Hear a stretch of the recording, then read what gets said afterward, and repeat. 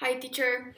First, I'm gonna talk about the movie of The Beautiful Mind, in which John Nash is the principal character. The signs that I identified in John were that he was socially inept sometimes. He was confused and paranoid. He had signs of delusions and hallucinations. His speech sometimes was not that coherent or nonsense. He reduced his daily activities like work, and he was very suspicious of many things and people. The symptoms that I identified as well were hallucinations, where he can actually feel um, things or listen or see things that were not actually there and were not cause of an external stimulus. He presented alogia, which is the lack of social interaction with people. Avolition, which is a decrease in motivated, self-initiated activities, like running or something that causes pleasure. Um, Delusions, he presented paranoid delusions, and anhedonia, which is um, not feeling pleasure in things that in the past you liked or enjoyed doing. Um, the syndrome is a mix of a sign of the signs and the symptoms, which leads to diagnose John Nash with schizophrenia. Um, the criteria that John has of the schizophrenic disorder is that he has delusions, hallucinations, and negative symptoms, which are anhedonia, avolition, and alogia. His level of functioning in social interaction or work was diminished, comparing it to the when he first was presenting the signs and symptoms of his illness. Um, the signs actually persist for 6 months and longer. We can actually see that when he was older, in the premiation of the Nobel Prize, he actually saw the the hallucinations and the people that he hallucinated, but he was able to recognize that he had a schizophrenia and made it conscious. So he understood that his hallucinations were not real. And the other criteria is that he had no schizoaffective disorder, bipolar, or depressive disorder, and the cause of his illness was not caused by substance abuse. The explanation that I can give of the psychotic psychodynamics in the referred to a scene in the movie was when John's wife enters to the room and turns on the light, and John was super paranoid, like, no, turn off the light because someone is going to see that we're home and we're in danger. So I think that there is a drive here of protection,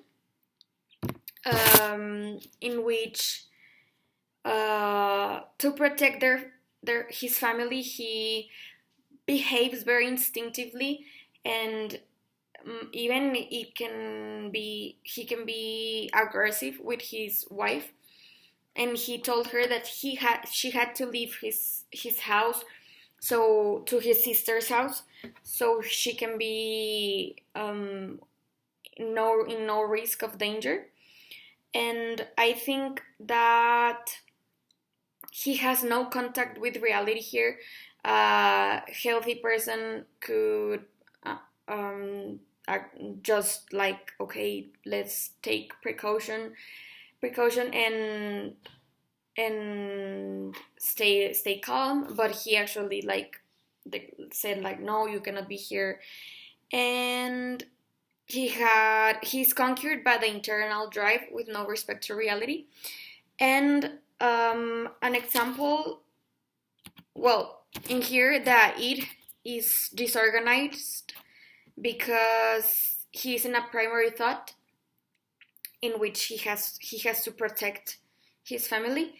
Um, a secondary a secondary thought, um, in the movie, I can tell that it is, um, maybe when he actually starts to to um, return to give classes, like he actually is in touch with reality, and he starts to control his hallucinations, and he is conscious that sometimes that his hallucinations um, are not real. And a primary example of the process of the thoughts of John Nash would be his hallucinations, um, uh, behaviors that he cannot control, and thoughts that he cannot control, that are not real and not in touch with reality.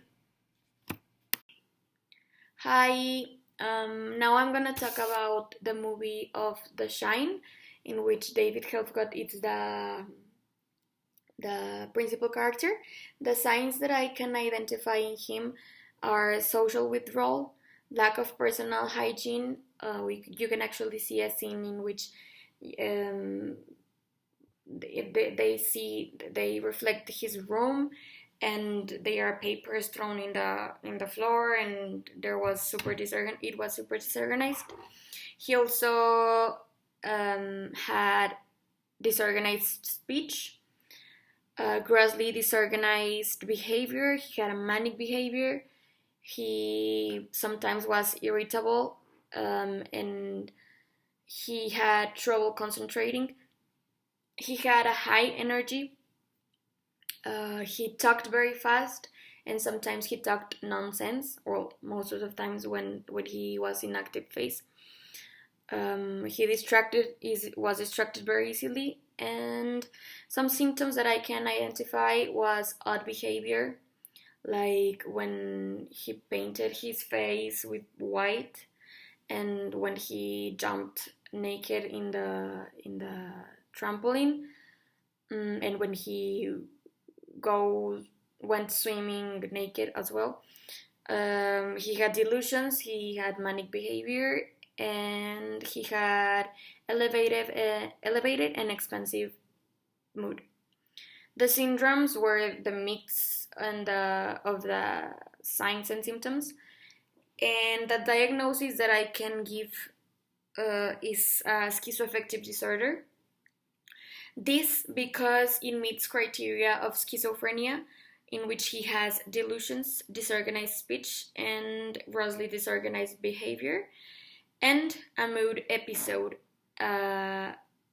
which is a manic episode, with all the signs and symptoms that I already described before, which are like abnormally elevated and expansive mood, irritable mood, for at least 1 week.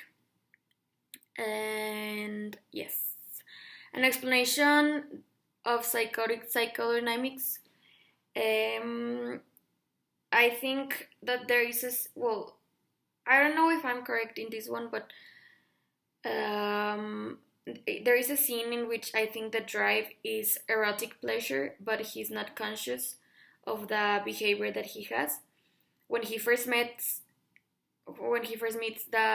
his future wife, he actually touches the breast of the woman without consent, and without being in touch with reality, that the reaction of the woman may be like, what are you doing, this is not correct. The primary thought is pleasure. He wants to satisfy his pleasure, and in this case, the drive that the id causes is erotic pleasure, and ego that it's not in touch with reality, like actually drives the behavior in touching the breast of the woman.